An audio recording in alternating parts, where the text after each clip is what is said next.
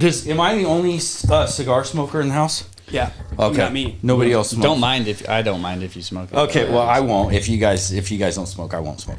Absolutely, man. Do it. It's just your You place. can do it if you want. Okay. Well, Yeah, no, I really don't care. I mean, like I said, I barely know how to do it. Well, so that's the thing. I was gonna. If you guys wanted to, I just re-upped on cigars, so I could teach you. Sweet. I am good. I don't know. You're good. Okay. Well, I will probably just hover with it. Light up the stogie, man. Yeah. Enjoy yourself. It smells good too. It So does. let's get going. Hey, this is Mike. Welcome to the Wandering Minds podcast. We got Brett, we got Tim, we got Trevor. How's it going, guys? Good. Good. Yeah, thanks for having us here, Yeah, Mike. Really absolutely. cool spot. So Trevor's been here. He's very familiar with this. I'm going to start with Brett. Brett, tell me a little bit about yourself. Tell the world about you. Oh, who is Brett? Who is Brett? Brett is everywhere. Local real estate agent here in Eugene. Moonlight as a bartender at Outback Steakhouse. Dad to a beautiful daughter. Semi okay power lifter in the community.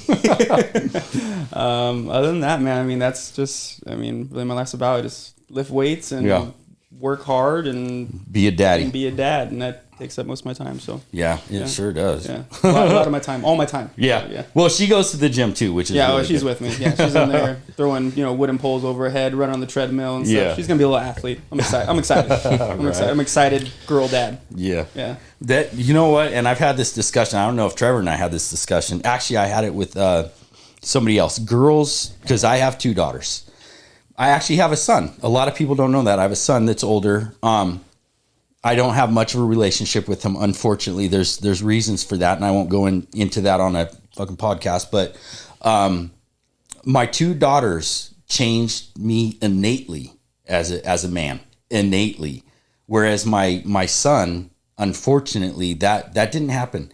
I didn't change much for my son because he, I don't know why. I was young at the time, but a boy is like your little boy, your dude, your soldier, right?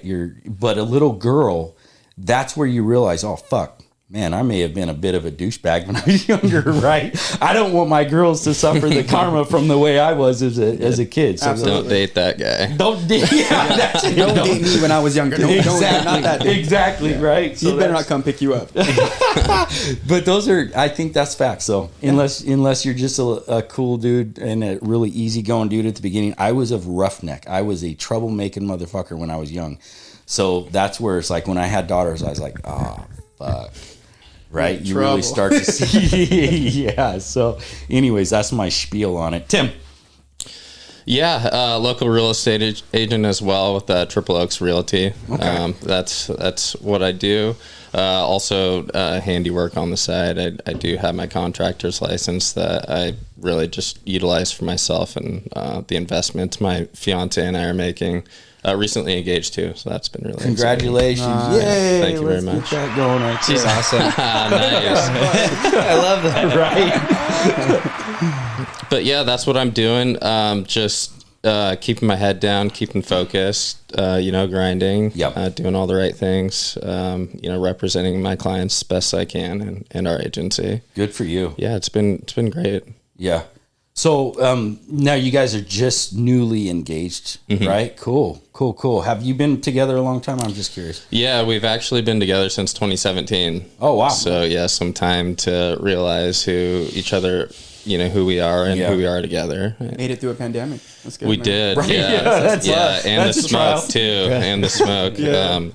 Bless those that were affected by the fires. Yeah. But we definitely felt that in the valley. He's got crazy good handiwork. The house that you just redid was like, you got to steal, and he redid it, built it all himself. I mean, with a little help, but that's like what you're passionate about, though. Like, you love that kind of aspect about real estate, you said? Yeah, no, I love that. And the investing, I just love what real estate can really do for you. It's such an amazing tool, and it's really easy to obtain.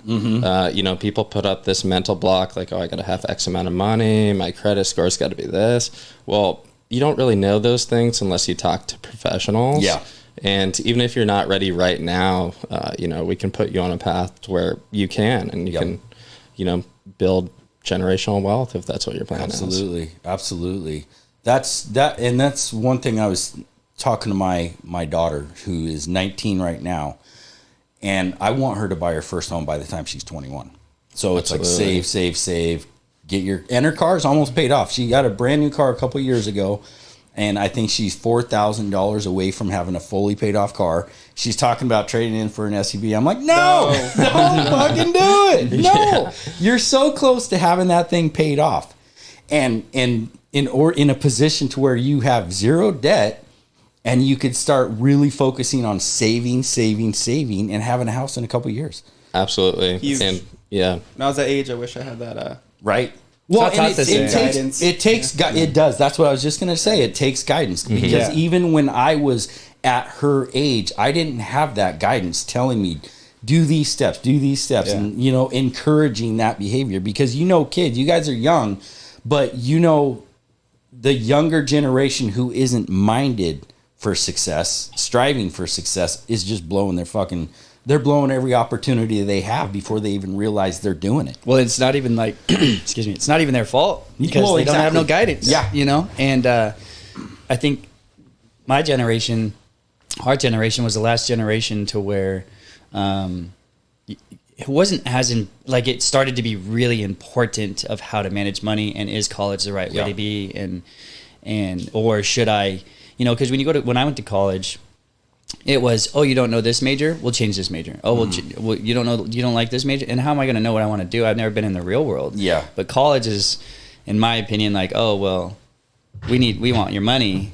And I don't believe college is bad in a sense of if you need to be a doctor. Yeah. But most of the time, most people in today's age would be better finding a mentor, working, like traveling a little bit, getting out in the real world, finding out what you want to do, because I don't care what you say. If you don't know what you want to do, you do not need to go get $100,000 in debt, Yeah, because they won't even loan absolutely you money not. for a house, Yep. but they'll let you go in school and do that. And Yep. our generation was the last generation where a bachelor's was really maybe useful right when I was in college. Right, yeah. But by the time I graduated, it's like, to work at a minimum wage job, you have your bachelor's almost, and it's like, it's just on paper. Yeah. And really people they use that as a filter. A lot of jobs you can get in without a bachelor's, but it's a filter. Yeah. And so it's interesting how the dynamic has changed. That's why I think real estate and what these guys are doing is the way to go. Skill sets are everything nowadays. I mean, Well, and I've talked about this a lot, especially with younger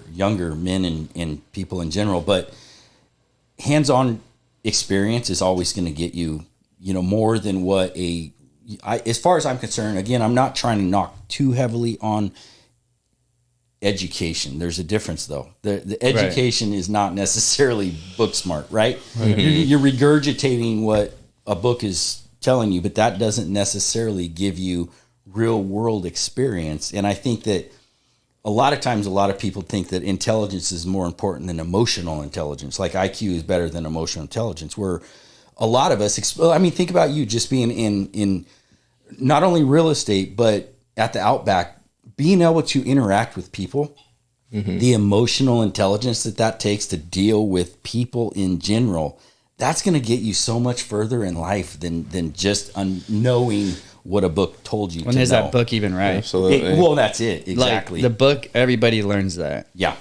And it's nothing It's you a can't cookie learn on cutter. YouTube now anyways. Right. Yeah. Well, So- you can be really intelligent, but if you can't handle, your emotions when you're about to speak about That's something what like that, I you look mean. like the dumbest person in the room. Right. It doesn't matter. Yeah.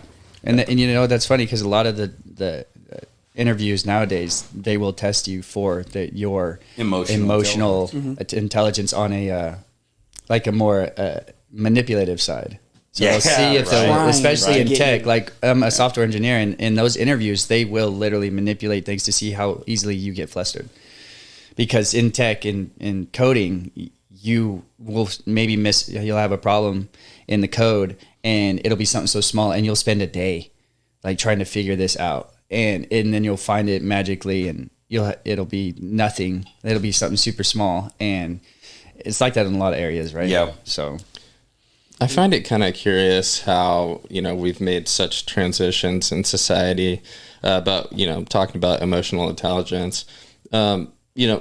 the younger generations now that were introduced to electronics at such a young age and how they're going to come up to be, you know, talk about the last generations, you know, of our age, you know, schooling, all that, but also how we were, when we were in school, we were interacting with people and we didn't have these, you know, excess distractions. Yeah. Distractions to keep us and alienate us from being able to effectively communicate with each other. Yeah. I think that's, in my opinion, from a conspiracy theorist perspective, it's by design. It's by design. Think about the world that we live in right now, how much, going off of exactly what you're saying, people aren't able to really interact properly in a healthy fashion because we're just bombarded with this entertainment, keeping us locked in here. And then you add, you know, athletics, movies, entertainment on our phones, all that, just constantly just feeding us full of this distraction and keeping us from this dialogue or this relationship. You know, the interpersonal relationship, that's what's missing. That's Absolutely. where people are so easily provoked because they don't know how to, I don't know how to deal with you because my brain is being bombarded with this stuff here that I no longer know how to interact with people. That's a scary place, really. Yeah, well, it is. And not only does it show people not how to react with people, but it also creates false reactions as well. So you got younger generations and people looking on social media at all these fake lifestyles, and it creates a false confidence, and it creates also an ego and this identity of I deserve this, and like there's no hard work, there's no life skills behind it, there's no like, you know, discipline behind it, and so then you get these weird like we're talking about, like then you have that on top of not being able to handle someone disliking you over something or saying something that you disagree with, and then it's just turmoil just because someone disappoints. You know, I think I would agree that part of it is planned, but part of it was inevitable. Because advancements in technology in general are going to make it easier for parents to be lazier, are going to make it for kids to be lazier, just because it is there. Right. I mean, we're going to use it, right? And because it's easy. It's easy. And when a parent has, you know, multiple kids screaming and they didn't do the hard work to discipline them at a younger age, or sometimes kids just scream, here's an iPad, you know, like, I mean, distraction. It's a distraction. And sometimes it's good, but you can't always use it. You know what I mean? Well, So, and that's the problem is and I say this a lot, is I think parents use that tool, and I'm not saying it's bad or wrong, but it's used too often sometimes. But just because you're in the room doesn't mean you're present. Right. Absolutely. And that's a big thing. 100%. And you being on your phone. Well, They're trying to get your attention. part of that too. 100%. Right. Right. Huge. And I mean, I catch myself doing it. Like Well, you guys are business people for one thing. Well, yeah, we're working. We have to be on our phones for work. You know what I mean? But setting that time aside and blocking that time off. Like, actively blocking that time off and dedicating to certain things is huge and very important. My girlfriend has a daughter. I have a daughter. You know, we're on our phones. They're trying to get our attention. I mean, that's big. That's big. Or, you know, them, being on their iPads. We put them on their iPads sometimes. They get about an hour, you know, a day or so, you know, of iPads. After that, we kind of cut it off. But guilty of that. Maybe being on my phone, kids trying to get the attention sometimes. Absolutely. Well, it just, again, it's inevitable. With technology, it's inevitable. Now, do you have kids? I do not have kids. Not have kids. I do not. Then this is great. That's just wonderful. It's always a learning experience. Right? And that's the thing. Again, going back to kind of what you had said, I don't remember exactly what you're saying, but we had this conversation last podcast, this idea of this false idea of what like beauty is. Right. You know what I mean? And we talked about males and females and how females feel this need to wear makeup, fake lashes, fake color eyes, fake extensions, all this stuff that's fake boobs, fake butts, fake. And again, I'm not saying that that's wrong or bad. What I think part of the conversation that we had that we didn't say in that conversation is this conditioned belief that that's true beauty. Right? This belief that it's conditioned. This false idea of false beauty is real beauty now. That's the problem I have with like my daughters, is looking at this stuff online or in movies or whatever, and seeing these gorgeous women that are essentially, partially fake, right? I mean, that's a problem. That's the hard part about the technology, especially with, even men, even young men. Yeah. You see these guys that are just shredded, and I'm in a room full of guys that are shredded. Authentically, hey, you put in your word, man. You can't cut yourself short. Well, I mean, you've been having some crazy good PRs. I've heard a lot of good things, Mike. Yeah. But you know what I mean. You got these. You go on to YouTube right now, and you have these influencers that are just pumping these young minds full of just fake fucking shit. Yeah. Right? Thinking that they're going to get real authentic results, but that's not reality. And that's a hard part as a parent, as a male. Yeah. Because we got these younger men that feel like they have to look a certain way, have to be a certain way. And that's what builds confidence. Yeah. And that's the thing I was talking to Tim about before we came over here is it's like, everybody is acting like you can get true confidence from getting the right look, getting the right lift, getting the right environment, and you can't. Confidence is solely based on who you believe you are. Yeah. And you can't. I made a post about it. Just a little. I like doing little quotes that I'll think of and I'll put them on my Instagram. And it was like, if you want to truly make changes, stop trying to change behavior and change how you actually believe you're supposed to be, who you're supposed to be. You can try to change behavior all you want, but if you actually aren't confident or think you deserve who you're called to be, you will never be confident. And we live in a world of this self-deserving, self-serving, and calling yourself your own idol and instant gratification. And, I got to get the right camera angle. I got to wear the right makeup, or I got to lift this much, or I'm not. That never is fulfilling. Yeah. You will never, ever build true confidence in who you are. From that stuff. Yeah. It's all it because it's not authentic. Right. You can't truly be happy or confident if it's fake.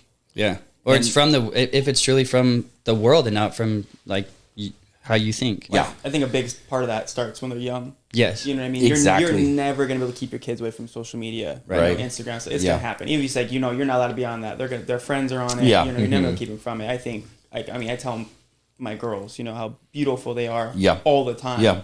And I think installing, that very high self-esteem at a young age is huge. And they grow up knowing that. They knew it when they were young, and they're going to grow up knowing when they get older. Right. So. Well, and coming from a healthy male role model, that's important, especially for the little. Well, I always say especially, but I mean both males and females. Little boys need that shit too. Absolutely. But since we have daughters, it's like you see the girls. And again, the boys with mommy and daddy issues, right? It's like each males and females need both positive male influence and female influence. And as soon as you guys start having kids, you're gonna see. I mean, you can look at society right now and understand how important positive male influence is. And it doesn't have to be dad. It can be somebody else at the gym. If dad's around, then it has to be dad. Yeah, right. I agree. Well, there was also first line of defense, right? This brings up a good point too. Is I forgot who said this, but it was men, young girls, and young boys.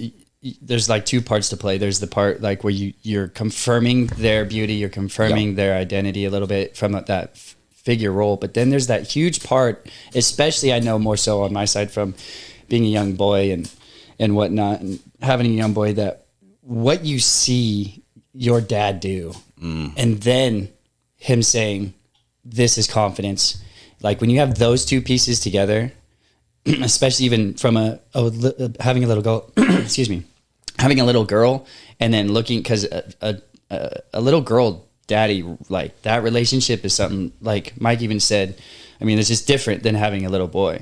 But when a little girl can trust her dad, then her issues with men in the future are going to be way less, because her standards are going to be, she's not going to be, wobbling to and fro of should I settle here? Should I settle here? And that's just fundamentals. That's not you don't have to have you know what I'm saying? Yeah, absolutely. And that's why you do such a good job of that, bringing her to the gym and stuff. I mean, I think that's huge. That is definitely building blocks for the future. Big time. Thanks, man. Thanks. Yeah, exposure, and also passing down traditions that were instilled in us, the ones that are important, and keeping that alive. And also, yeah, like you said, being present. I mean, I think that's absolutely huge because kids are growing up so fast these days. It's unbelievable because of their phones. Yeah. But they're also essentially comparing everybody against each other because they're seeing so many, they're exposed to so many different things at their fingertips. Yeah. But as long as it's at home and you're being present and those traditions and values are instilled, you know, we shouldn't have anything to worry about. Yeah. Yeah. And, you know, hopefully not when we send them out the door and you know. Yeah. Well, I think another key to parenting, and this is where a lot of parents, I think personally, and again, I'm 46, so I'm a different generation. Honesty for one thing. Honesty is super important. Yeah. Like age appropriate. My daughters knew the life that I lived, and you know, I didn't tell them like when you're 5, oh yeah, your dad was in prison when he was younger. You know what I mean? It was age appropriate. Right. But honesty, because they're not going to learn. What do you think they're learning from their friends? Right? Yeah. They're getting information from their friends. Their friends are getting the shit from internet from somebody else, an unhealthy source, or their parents, or if it's well, and that's the thing is if it's as long as it's a healthy source and it's honest, that's the biggest thing. I think honesty is so important when it comes to sex, drugs, and rock and roll. Yeah. You know, we're driven. We're creatures that are driven to coexist. So that means we also want to mate. You know, you got to have those sex conversations. You got to have those drug conversations. You got to have the drinking conversations, because if they're not getting it from you, an honest perspective from you, yes, I did this. This is where it got me. This is what where it can get you type of things. But also, I think that we also live in this concept that we have to be dictators. And that also is going to push them to push you. Yeah. Right. Out of spite. Right. I think, especially as males, we feel like we have to play that dominating role, which you should. You should be the authority figure, I think personally. But it shouldn't be this source or this power that's pushing them to do it out of spite. It should be as a teacher, empathetically. Yeah. Right. Yeah. I think that goes hand in hand with like how well can you. Who was I talking about this to? I was talking about something. It smells really good, by the way. You want one? I'm okay right now. Okay. Enjoy the smell. Like as a parent and growing up, for one, if your parent's not honest with you and you find the truth in someone else, that kid could possibly grow resentment towards that parent because you're like, why are you being fake? And as you get older and then you realize they're still lying to you, even though they think they're keeping you safe, there's anger there. And then it's like, well, because the parent's only working with the only tool, their excuse might be, well, this is the tools I had in mind. I'm like, well, change the toolkit. Right. You know, like that's your job as a parent to adapt. So, and I forgot what I was going to say on the other part. But no, but that's a good point, because a lot of people, and I say this all the time, and it doesn't matter what situation you're dealing with in life. It could be an unhealthy lifestyle. It could be, it doesn't matter where you're at in life, but if you're still using because this is how I was treated as a child, you got bigger issues to worry about, because you're a grown ass person now with choice. Yep. You knew that you didn't like it. So why are you doing it? Right. A lot of people resort back to what they knew or how they were raised. You've allowed your past to define who you are right now. And that's the problem when it comes to alcoholism, obesity, or this or that or the other.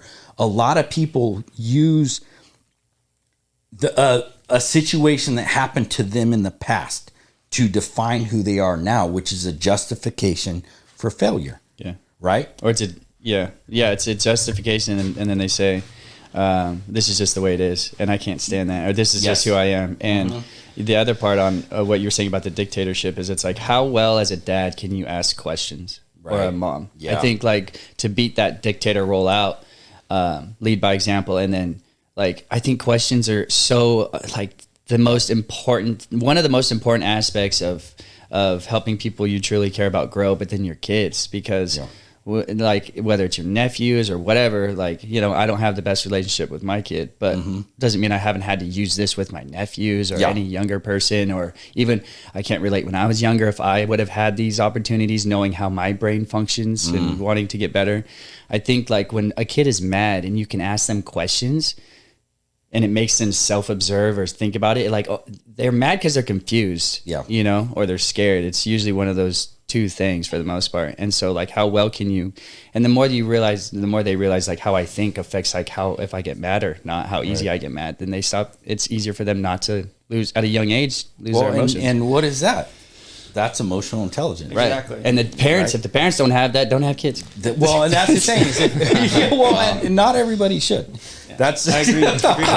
You don't want to hear my take on that. But like you said, I think knowing how to find the right question is much more important than knowing how to find the right answer. Yes. That's a great point. Yeah. That's such a good point. And I think that we had this conversation kind of what I was alluding to last time when I was like reflective listening rather than that's it is because, and I say this all the time and I always forget who I am quoting, but the quote is once you think you have the answer, you stop listening. Mm-hmm.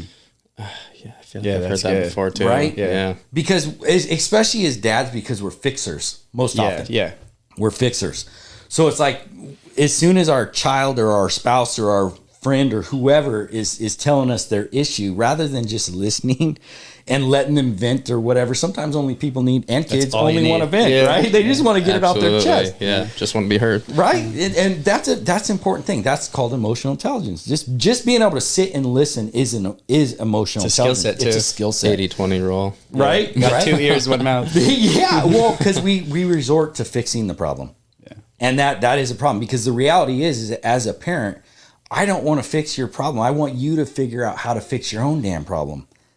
The kid's going to have to do that the rest of their life. Yeah. And it's better to not rely on people. Not enable. Exactly. And not enable. And every time you offer solution, and it goes hand in hand with everything we've been talking about. An easy solution or putting in the work. Right. And it's everything. I think like, it sounds silly, but it's like, people ask me about my dog or certain things. It's like, well, because you do all the hard things that are annoying first, and then it opens up the rest to be so much easier. It goes hand in hand in anything you do in life. Absolutely. And self-confidence, you lead them how to find that right answer. Yeah. I did that. And then you didn't do that for me. Right. I did. Yeah. 100%. Well, because what happens if you fix it and you enable them? Come right back to you. Dad, I need help again. I need help again. That's codependency. Yeah, exactly. Right? You're creating a codependency in this child that they don't realize, and parents don't necessarily realize it because they think they're being the parent. Well, the parent, again, you're a fucking teacher. Yeah. Right? You teach, you lead by example, but they have to figure this shit out. Mm-hmm. They have to be able, like my daughter, she's going to be 16 soon. I started teaching them how to drive when they were like 5. Right? Because I don't want this crazy ass kid on the road who just started to learn. Mm-hmm. Like the parent that's just now teaching them as soon as they get their license or as soon as they get their permit. That you should have taught them a long time ago some of the fundamentals. Like, watch what I'm doing. Notice what I'm doing. This is why you check here. Look at the blind spots. Look at, like when I'm out with Izzy at nighttime and it's raining. Did you see that guy? Right? Be aware, that's cool. Aware of your environment. Right. And because I'm a teacher, I don't want her to like, okay, now you got your license, now go learn how to do this. Right? Yeah, right? Absolutely. Again, I'm not a parent or anything, but you were a kid. Yeah, exactly. Absolutely. And he's been around tons of kids. Yeah, the thing is that the parents also cannot stop learning or asking questions. Always. That's a great point. Yeah, I mean, you want your offspring to be the best possible and hopefully better than you are. Well, I need to put some more arrows in my quiver so I can be more effective to those that are around me, and especially those that are listening so intently, like your girls. Yeah. Well, and one thing I've never had before right now, a 19-year-old daughter. So going back to what you're saying, it's always learning. You're always learning, because as soon as Viviana's 10, you've never had a 10-year-old, right? So you're learning what it's like to be right. Yeah. It's crazy. That's a great point, because we're always adapting, always learning, and you have to. A healthy parent isn't going to just stick in this guideline and say, this is how it works. This is just the way it is. Yeah. Right? Because Izzy is my daughters, Aaliyah and Izzy. Aaliyah's the eldest, and Izzy. They're two completely different people. So the scenarios are all different. Right? Mm-hmm. I'm not gonna raise them the same. They got completely different personalities or respond to them. And there's a difference between reacting and responding. And I've gone into that before. Yes. Yeah. And, also, as you get older, the brain changes for you personally. So if you were never taught, I've been around people that are older than me that were enabled. And let me tell you, when they get older and you're around people like that, the simplest things almost turn into fear to them because they don't know how to problem solve. Yeah. And so their brain shuts down. And it's like, how do you not know to just use what we have, YouTube it, or take a little time to look it up, or get out of your, stop writing everything down on paper if it takes you way more time and you need to be faster or something, use your computer. These things are real for a lot of people who grew up in like before the technology age, who never got out of that comfort zone. And it's a prime example of why you should definitely, as a parent, going back to your point, always evolve. I mean, you have to. Technology is going at a pace that is faster than it's ever been in the past 20 years. It's more advanced than the last 100 by far now. It was actually 10 years ago. It was like the last 10 years were faster than 100. I mean, in 5 years from now, it will be even more crazy. And it's just, as a parent, I mean, you'll never be perfect. And it's not our job to be their friend, but it is our job to always try to be the best we can, to just go piggyback on what you're saying, you know? Be there for them in the best ways we can, and never stay stale. Because like if we stay stale, we start dying faster. Well, and I think one of the problems with parenting, and I'm glad that we got on this topic, but one of the problems with parenting is, especially with the younger, when you have younger kids, is you forget that you were a kid. You forget, you think that, okay, I'm the adult, right? Well, that's where the empathy comes in, is understanding where they're at. Their brain isn't where your brain's at. Right. They don't even understand concepts that you're thinking about. So if we can go back and like when she does turn 10, or when, you know, kind of imagine what a little girl feels like at 10 years old. And then that's where you instill leadership and discipline if you need, whatever you need to do, right? But if you forget that you were actually a kid that went through that shit, you know, that's where it becomes a hassle, because you just assume that, oh, okay, you should know not to do this. Well, why should I know? Why not to do that? Is what they need to understand. And I feel like with girls specifically, you know, raising them, we would need to lean on our partners even more. So, you know, to fully understand it and ask them too, like, hey, what was it like when you were 10 years old at that time? That's a really good point. You know, we so will that never know what it was like to be 10-year-old girls. Exactly, man. Right. So, I mean, you know, lean on your spouses, your friends, you know, whoever that is, which again only makes you better and evolve. It really does. Yeah. Well, and that's a sign of a healthy man, when you know, okay, I don't have all the answers. I don't have all the answers. Being okay with not having the answers. And this isn't my lane, and understanding the woman's role. And then also using that 80-20 rule to let your daughter show you who she is. Yeah. Like, if you don't know, then pay attention to the kids so that they can show you. Yeah. You know, I think like that's one of the best ways you've been so good at it, is just observing your daughter. Yeah. Because maybe we don't have a consistent woman role model there. Yeah. And maybe you didn't have a good relationship with your mom. You know, like I was raised by two girls. So like, I mean, I know what my sister was like at 10 years old. We did not get along. So that's not a healthy view for me to have of a 10-year-old girl. Well, that's a great point. No, it's not. So it's like, I can't base it off that really. I can some aspects. I remember a lot of it. Yeah. But I think, you know, in Brett's situation, you know, how good he observes is critical, because that's the best way you can learn what a young girl is like, by just letting her natural things come out and watching her when she's running around and stuff like that. You know, it's fun though, man. Yeah, and you've learned. I'm sure you've learned just a ton. So much. Yeah. And I've had to be, you know, more patient and learn how to be more patient. Oh God. You know, I mean, with the little ones. Oh my gosh. Yeah. Wait till they're 14. I can only imagine. Right? I mean, middle school was hell. Never been so tested in my life. Right. 100%. Yeah. No, I throw that goldfish all over the gym. I'd be like, you're eating every one of them. You ain't picking them up. You're eating every single one of them. I'm over there like picking them up off the ground right after I said it. You know? Yeah. Pick them all up. I've seen it. I watch it, man, and she's looking at you with an attitude. She's like, kicks one. I'm like, oh man. Well, she was in there the other day, and she had the cards all over, and she was cleaning them up, and my wife Rajnita goes over and helps her, and Brett's like, what the hell? Yeah. She was supposed to do that. Mm-hmm. That's that innate nurturing side of and that's mommy. the thing is, especially with like Raj, it becomes, it's like, and this is a lot of excuses that parents give, and I'm guilty of it too, where it's like, it's easier to just do it. Yeah. Right. Wait for him. Than because you're going to go through the hassle, the groaning, the crying, the moaning, the I don't want to do it, the fight. So it's like, okay, shit, I'm going to just do it. But that's them winning. Yeah. That's the them win. It's crazy, but oh man, that was a great start to this. Yeah, it was. Oh man, I remember my mom would clean our room sometimes. Oh man, right. I wish that wasn't the case now. Looking back, and I was more helpful. I always wonder about that. Like I'm like thinking back, like my mom would clean my room, but I was a little shit. But that's just, I was a little shit just because like of a misunderstanding. Yeah. Like when you didn't have like a father figure there to really like explain things, and your mom is raising both you and she's working 2 jobs and she's doing all this and she herself doesn't understand, has not had good relationships with men. Yeah. And it's the same boat. How is she going to, and then I'm a mad little boy at times. Like she's trying to learn from me, but I'm angry because I'm getting in fights with my sister. Yeah.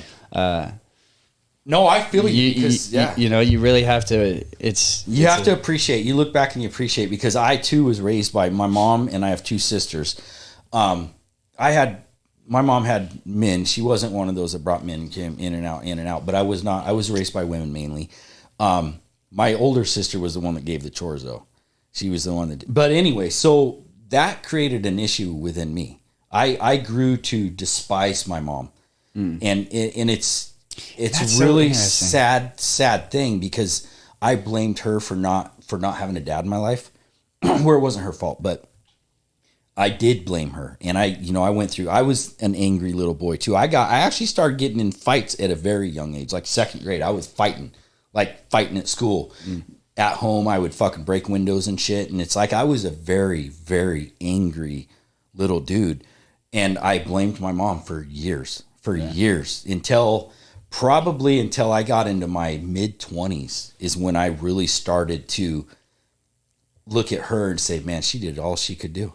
She, there was only so much she could do. Yeah. And again, she had 4 kids. So I have an older brother, an older sister, a younger sister, and myself. And she had a fucking, because my older brother was even worse than me as far as getting in trouble. He would run away and, do all that kind of shit. And I was very angry and aggressive, but I didn't run away. I was into sports, but then I started drinking at a very early age. I started drinking at like 12 or 13. I started having sex at 12 or 13.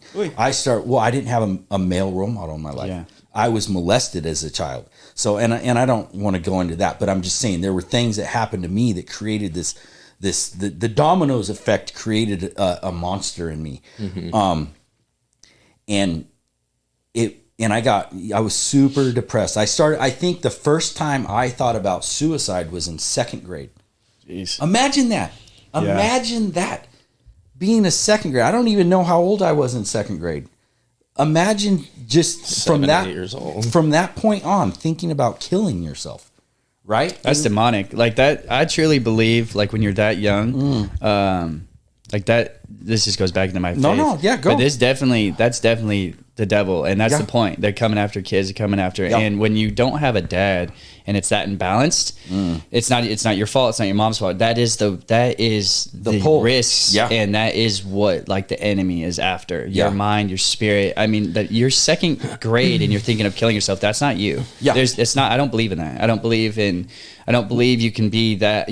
I believe children are born pure. They're born happy, and the heart is good until tainted. Sin is what comes from the world, and that's how it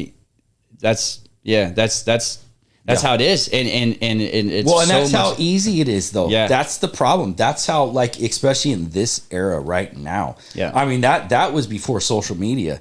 Right, that was back in my day. We didn't have fucking cell phones. We had phones that click, right? Balto movie when they're right. So think about it, and that's where like going into like male depression, and we kind of talking about that. Is I was very depressed very, very early on in life, and it had so much to do, I think now, because I didn't have a positive male role model. And it didn't have to be a dad. Again, I'm not trying to say it has to be a dad. I'm saying a positive male role model. Mm-hmm. And I just didn't have that. You know, my older brother was out doing, and he's 5 years older than me. So it's not like he's an older brother where he didn't have his shit straight when I didn't have my shit straight. 15-year-old and 10-year-old can't really. They can't, right? So the thing is it's so important because, I mean, literally those thoughts were in my mind. And I was playing sports. I was active in sports at a young age. And I did have stepdad, but the stepdad that I remembered having, and there's other, you know, men, but they were very abusive to my mom. And I saw that and I grew up with that. And those are the type of things that I thought were apparently that's how men treat women. Right.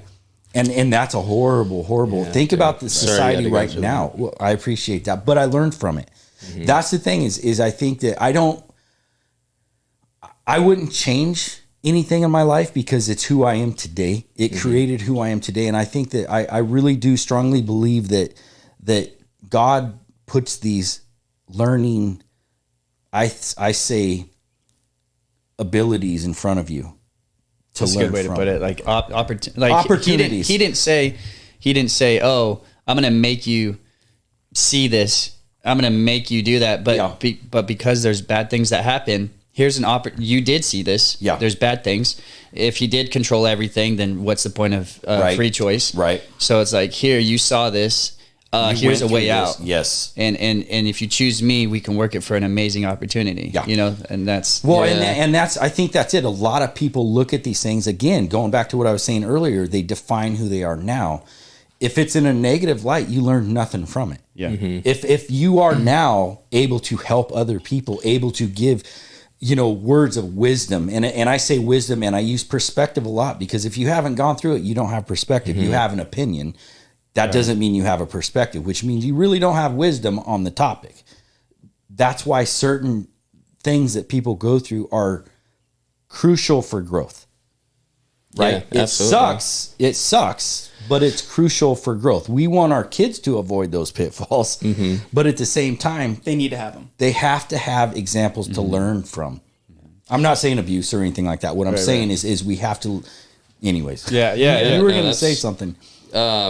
Yeah, no, I appreciate you sharing that. That's love that honesty. But have you thought about how these experiences, what they've taught you, and how you could help form another based off your experiences? Well, and one reason why I started this podcast is because of things that I've gone through in life. Mm-hmm. Because I want people to be able to have a voice, because so many people like us just in here, we're to most people, we're nobodies. We're not celebrities, right? Right.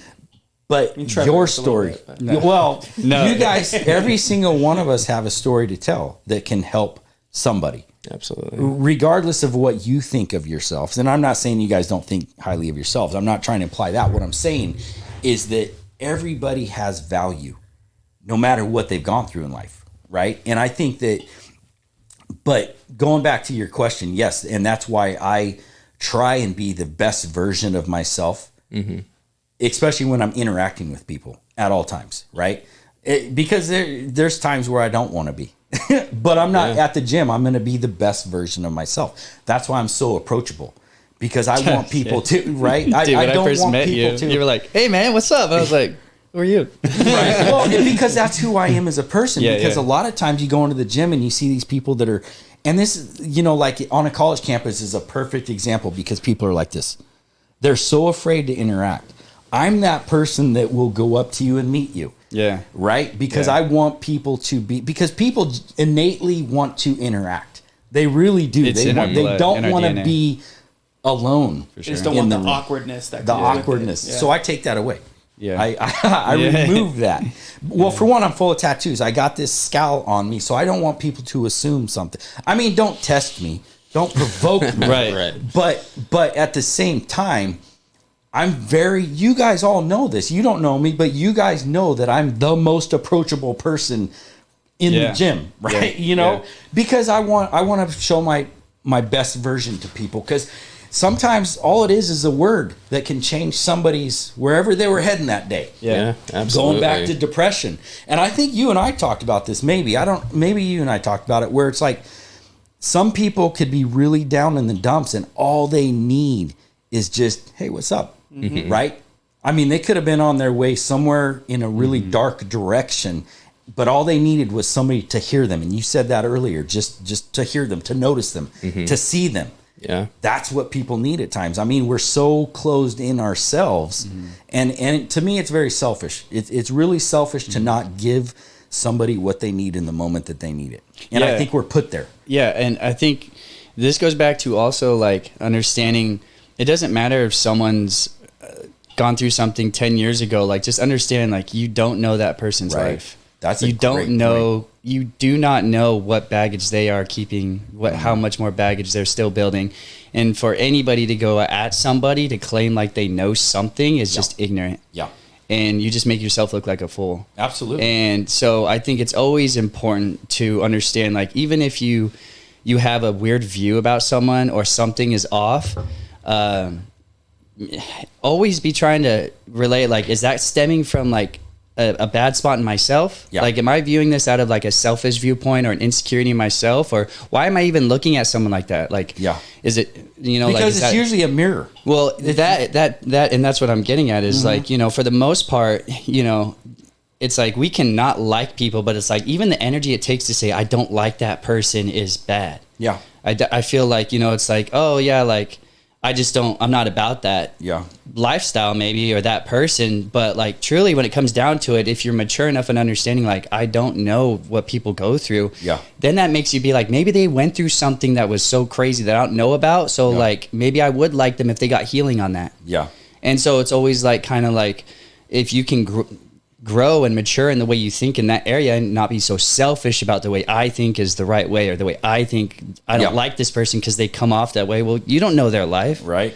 And what are you hiding that make you not like them like that so much? What are you compensating for? Exactly. Well, and that's the thing is like, or ask a fucking question rather than just making a statement. Knowing the right question to ask. Yeah. But that takes emotional intelligence, man. Yes. I think it's not liking certain versions of people. I think people get put in certain situations or certain places that act completely different. Yeah. Or it convicts them. Assuming a version about somebody. Like a good point, like what you were just talking about. I haven't had a relationship with my son for a long fucking time. There's reasons for that. But before you judge that, ask a question. Right. Maybe ask why. I'm not going to put it out on social media why I don't. Right. You know what I mean? But there are reasons for that. Rather than assuming that I'm not a good dad in that aspect, maybe ask a question. Yeah. Maybe talk to me privately. I mean, it doesn't matter what someone's version thinks like they think is the right way. Like, they already made their choice. They already made their decision about you. Yeah. Well, and it just comes back to like, the more you think you know, the more you act on it. If you act on it, you're a fool. But the true wisdom comes from the more you think you know, the more you realize you don't know. Well, and that's sometimes people don't know that they don't know. Yeah. Right? Like, I know that I don't know. That's the worst, right? It's the worst. Not knowing that you don't know. Not knowing that you don't know, because you think you have all the answers. Yeah. And that's why I know that I don't know. I'm constantly asking questions. I'm constantly learning. I want to know about you. That's another reason why I started the podcast. And that's a good point, though, too. Go ahead. Well, I don't mean to cut you off, but like that genuinely right there, I want to know about you. Like, coming back to my faith and stuff, like Jesus just wanted to know more about his disciples and his people and learning and loving.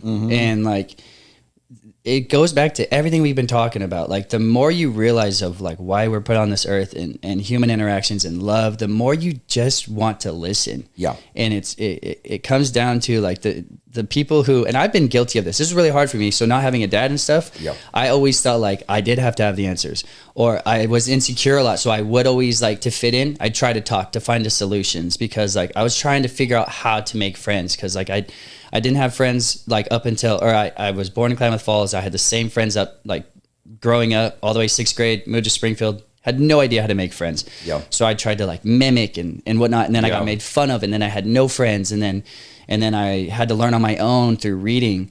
But it's like, as you get older, the more you realize like there's so much power in listening and not caring what people think. Yeah. But then like the people in your life, like, you know, everybody, like I said, the more you realize there's a lot of pain that's uncovered in everybody's life, the more important. You never know what of one word or a little listen here or there is going to do for someone. Wow. Yeah. And I mean, we should always remain curious as well, because I know my story. Yeah. You know what I mean? Like, that's not interesting to me anymore. Like, I'm motivated by the future, of course. Yeah. But, like, can you tell me more about you? I love that, man. Right. Mm-hmm. It's so true. And just to remain open to other people's lives, experiences, ideas, all those things, and to focus outward, really. Yeah. But I mean, I can go so many different ways with that, but you know what I mean? Yep. Just focusing on, other people's truths is it's really fascinating. Yeah. Well, and if we had this healthy interaction, a healthy conversation, listening, being able to ask the right questions, that you really, really understand there's really not much difference between anybody, right? We're all so connected and innately want the same things in life. So many people are driven by, again, defining who they were, what happened to them in the past, but they're driven by this jealousy and greed and envy, the 7 sins, right? You know what I mean? People are so driven by that once you get a cloud over your head, like you can stub your toe in the morning and all of a sudden it just ruined your day. Right. So everything that happens after that is just shit. Mm-hmm. You know, you spill coffee on your shirt. Got to change my shirt. Now I'm late to work. Your perspective on everything. That's your it. Perspective. Well, and that's it. You're late to work. You get stuck in traffic, blah, blah, blah. You're late to work. So your day's just ruined. Right. But when you start to, after you get to work, after you get past the traffic because there was a wreck, you realize stubbing your toe saved your life because it slowed you down. Spilling your coffee slowed you down even further because now you avoided getting in the wreck. You avoided the wreck that could have been you because things worked in your favor to begin with. They were shit, but had you just looked at them like they were just things that happened, right? And it wasn't such a big deal. Now you realize, shit, this saved my life. All the perspective. Right? Yeah. It really does come down to where you're at mentally. If you can get yourself in a position where you could just see things from a positive perspective, that's hard. That's hard. Well, you said it good too. It's like looking at things like sometimes, I mean, not everything, but sometimes things just happen. Yeah. And that's okay. Yeah. And just finding peace in, like, we live in a world, we're gonna make mistakes. And I mean, I think it's, you know, people who get mad at the smallest things, it's a compensating aspect. And it's like almost like if you're finding errors or you're getting stressed over like the smallest things in life, then that's usually a sign that you're kind of playing the victim. Yeah. Like it just really is. Well, and again, that's like the role of people today, this victim mentality. Yeah. Right? Everything. And Easy again, way that goes to how their perspective, the lenses they're seeing through. Mm-hmm. They're seeing things from a negative light because they're playing victim to whatever circumstance is going on. Even if it has nothing to do with them. Right? Even if it has zero. We've all been around those people too. Oh, right? yeah. I mean, it's like, we're surrounded by them every day. Yeah. You go walk around this person and it's like, oh, hi. But they like want to be happy. You can like tell they want to they'd be like, hey, how's it going? But like, they're like, no, like, you know, you can feel that energy. And I'm like, just put a smile on. Come on. It's crazy. I don't know. I feel like I have a really solid, I can be very harsh, very like bare with my words with people like that. But then you also have to realize like, look, like that does not do anything at times. Mm-hmm. The only time words like that usually work is like if you've built a relationship with that person, you've had empathy, and then it's like, all right, get your shit together, bro. What are you doing? Yeah. Like it's time and place for everything. You know, that's my love language. I love being, because I was coddled. Like I hate it when, you know, like I get like the sympathy vibe, and sometimes I have to have grace for that for people too, because that's the way they're trying to love on me. Yeah. But I'm like, I don't know. I'm hard on myself, and I think all of us in this room could really care less if someone's like, oh man, like, you know, like me and Tim have talks all the time, heavy conversations, And what did you say? Good correction. Yeah. We've known each other since sixth grade. He was one of my first friends when I moved up here in sixth grade, and been athletes and friends together, buddies. And but in some of the talks that we have, like we've built this honest man to man is really good because we've been able to be like he'll talk on a subject or I'll talk on a subject. And we will literally, it's so cool because we will be as blunt with each other, but it's not blunt. It's just the way it is. Like, it's just the truth. And I think society has dumbed it down, like to say the truth hurts. The truth shouldn't hurt. Yeah. The truth is taught now to hurt because we have enabled these other mindsets around it. And when we hear the truth from each other, it's almost free. It's like freedom. Yeah. And that's what I believe true love is it's like making relationships with people to where no matter what you say, you love that person so much that whatever they do say, is endearing and it's going to be good. And that is so hard to find. It is. And that's truly why it also is important to understand how healthy it is to love being alone. So you don't get in bad company, so you don't fall down that rabbit hole or you start settling and stuff like that. Because no matter who you are, how strong you are, birds of a feather flock together. Yeah. It's cheesy saying, but it's so true. It's true. It's true. Yeah. Well, I tell that to my daughters all the time. It's like your circle defines you. Yeah. Your people really do define you because they're going to make you or break you. Yeah. And that's where the honesty really does. I think honesty. I'm unapologetically me. Yeah. Yeah. Right. I mean, I'm going to be honest with people. It's all out of love. Like if I don't necessarily mean to hurt people's feelings. I don't want to hurt people's feelings, but at the same time, it's like, no, that was fucking stupid. Yeah. I get friends that tell me like, you're so unempathetic all the time. And it's just like, I don't know even how to, you're so black and white. It's either this or it's this, and it's like, that's kind of how I am. Sometimes it's not the best maybe for that situation. Right. And you're going to look at it as like, I'm a dick, but that's why, and I feel like, people have situations where you do need to be empathetic, this and that and whatnot. And I go back and forth on that. Like, do I need to be more empathetic? Is it me? Like, do I need to work on that with myself, type thing? But well, at least you question yourself about that. I mean, that's the reality too. That's how we grow as men. Yeah. It's like, shit, maybe I say that about these podcasts all the time where it's like, and then I watch it and I'm like, okay, well, that wasn't too bad. But I'm like, right? So, because yes. Well, it's like two things too. It's like, who's telling you? Mm-hmm. Who's telling you you're not empathetic, and who's telling you you're black and white? Is that a person you should be trusting? No matter no matter who it is, I do believe that those are healthy questions. Number two, though, it does also come back to, okay, like, is this person lifestyle a mimic in an area of someone I should be listening to, right? But then also, you should be able to, the thing is we can get trapped in this role of whether it's a friend, a dad, or something of, should I have worded it more incorrectly? Guilt. And the most important thing is, at the end of the day also, is like the right people will believe the sincerity.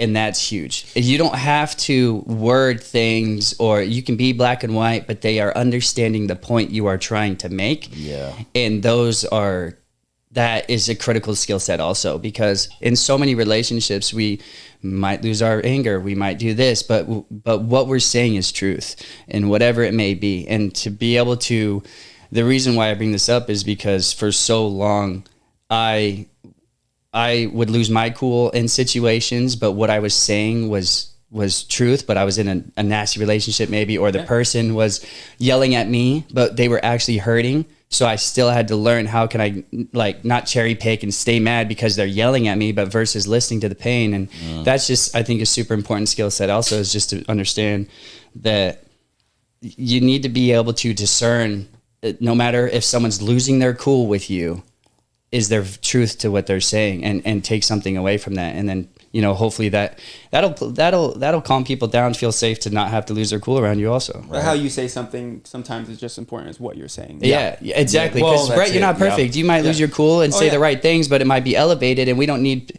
it. We don't want people in my life who are going to be like, well, I'm not going to listen to you because you lost your cool. I'm like, I lost my cool, but what I'm still saying is valid. Well, and the reality is when you yell, they stop listening. They stop hearing the message anyways, because now it's all emotion. They're getting emotionally involved now too, or it's already emotionally involved. So there's somebody that I always enjoy talking to. I feel like our conversations are always elevated. It's actually my fiance's dad. He's just the coolest guy. But one thing that he always shares and emphasizes is that whatever you do, you should always lean into love, even in, tough conversations, arguments, whatever. If you lean into love, then essentially the chances are it's going to turn out better. But I mean, are you wrong in that regard? If you're leaning into love, probably not. Yeah. Cause it's out of love. Right. Yeah. But, and that's the difficulty. I think we were talking about this early on in this conversation is if you don't have that confidence or that love within yourself, right? If you don't know love, if you've had a bad relationship or bad upbringing and you don't know what love even really feels like or looks like, how do you lean into love? Right? Yeah, because you got to be careful because then it turns into like manipulation. Well, it could be a perverted, and I don't mean in a sexually perverted. What I mean is it's a perverted, diluted idea. It's not love. It's not love. It's idea of love. Yes. Right. Yeah. But I agree with you. I agree with you. Yeah. If you're in a healthy state. Whether you agree or not, I definitely appreciate your approach on that. It's awesome. Yeah, I think that's a good angle. point. And leaning into everything with love, and that comes back to understanding who do you want to be as a person? Like, do you want to be a person who gets mad and defensive, or do you always want to approach things to grow? And if you can lean into every decision with love, then you're going to grow really fast. Yeah. Because you're going to listen more. Yeah. Like, if everything's approached with love, then you're going to evolve faster. Like, that's just facts. But you have to work. Yeah. Yeah, it's hard. That's not something that just happens. Yeah, Like, yeah. you have to, absolutely. when you're going that conversation, you got to remind yourself, okay, I'm about to approach this this, and this has become a constant thing. Yeah.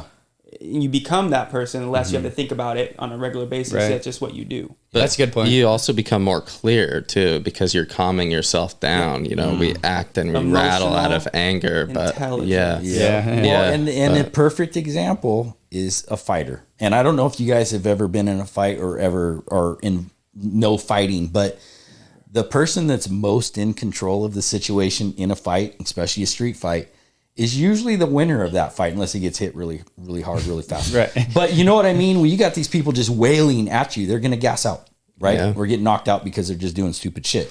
Even in professional fights, you got people that are like, it's a chess game. It's a chess game. If you're emotionally involved, if you're emotionally overtaken, you're going to gas out. You're going to lose that fight, right? If you're like completely in control of yourself, you're controlling that fight. It's funny you bring that up because last night I literally forgot who I was listening to, but they were saying he was a professional boxer, and he was saying the better boxer is calm and is looking for direct pieces that he studied to take apart. The inexperienced or the lesser boxer is more of a all over sporadic, right, and easier to take apart. I mean, it's just an ironic thing. I literally heard about it last night. It's true though, and it goes to parenting. It goes to the masculinity. If you're in control, a person could be yelling at you, and as long as they're not going to throw punches, they're going to gas out. If you're just sitting there, you're listening. You're in complete control, and they hate that, and they're going to put their tail between their legs and run off. And a madman, there's righteous anger. We talked about this. Yeah. There's righteous anger and regular anger. And if it's not righteous anger, it's weak. Yeah.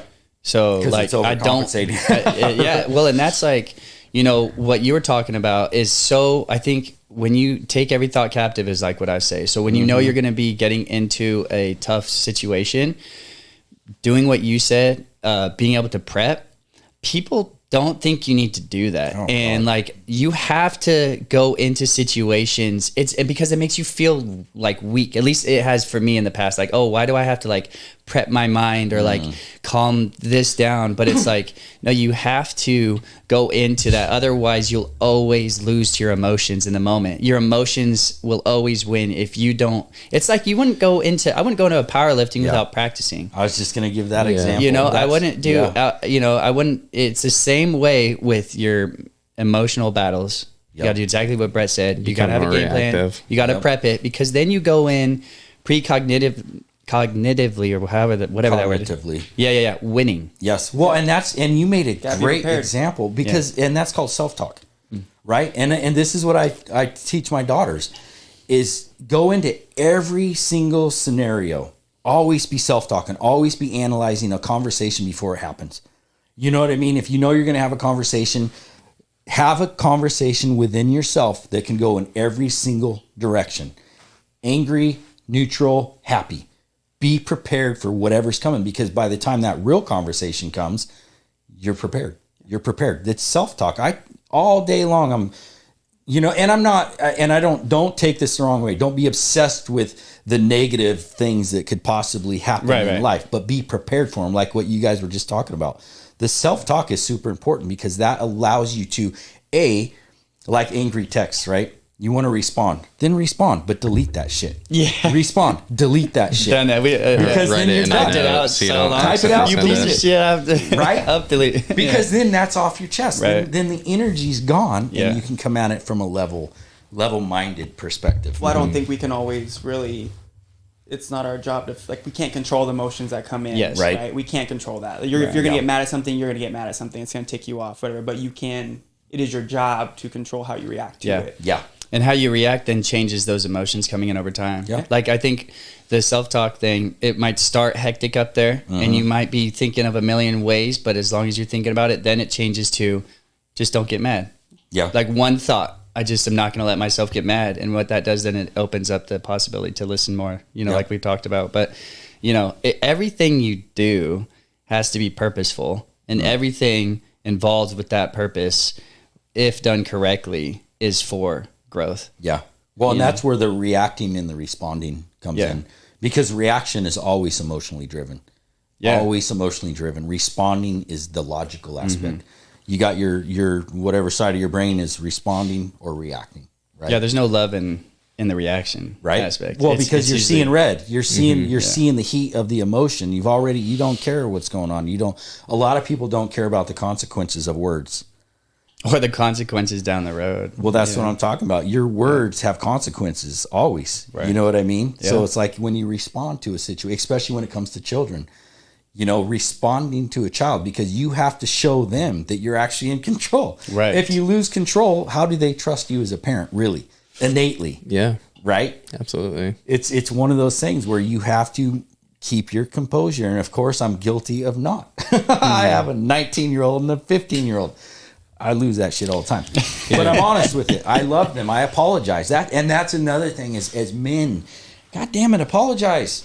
Right? Apologize. Doesn't make you less masculine. No. Right? No, hell, it makes you more masculine. It makes you more masculine. I was wrong. I fucked up. Sorry. You know what I mean? I really it could be softer edge than that, but what'd you say? But at least apologizing. Man, I'm sorry. It was out of love, but it was the wrong side. Yeah. Yeah, that's good. That's good. Any closing thoughts, you guys?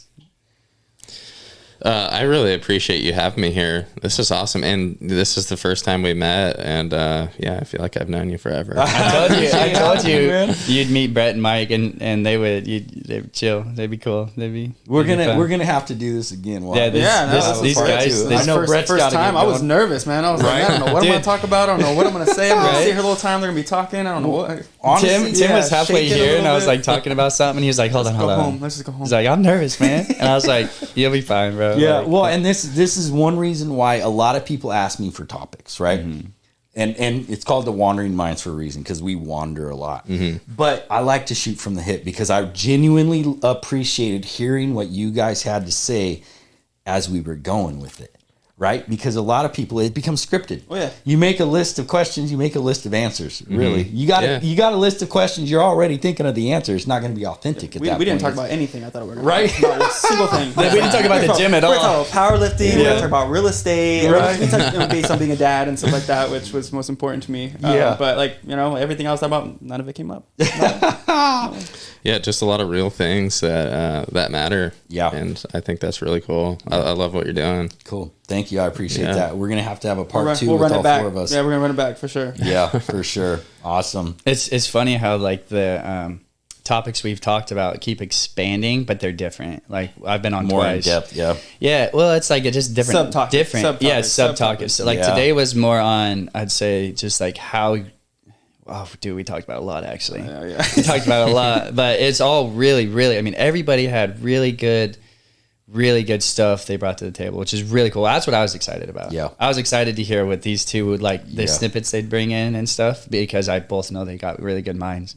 Wandering minds. Valuable. Yes. So I was stoked. Yeah. And Tim, man, he thanks for coming, man. Yeah, I appreciate the invite. And Appreciate really you. cool. Appreciate you, Brad. That's cool, man. Thanks. I know you've been trying to get me for a while. I kept checking it out. I was like, I don't know what I'm saying. I ain't going. I'm gonna freeze up. Yeah. It ain't live. No, Okay, maybe we can cut me out. Okay. See, and that's the thing is a lot of people think it's live. So they get super nervous because it's live. It's not live. It's recorded. Live would be cool though. Live would Answer be dope. We'll do live one of these days once we get the ball rolling a little bit more. Yeah, people ask like certain questions. Yeah. Call in number 3. That'd be sweet. You got to grow the channel a little bit. That's funny. Yeah. Cool. Thank you guys. Yeah, man. All right. Cool. Thanks for having us. Thank you. We're out.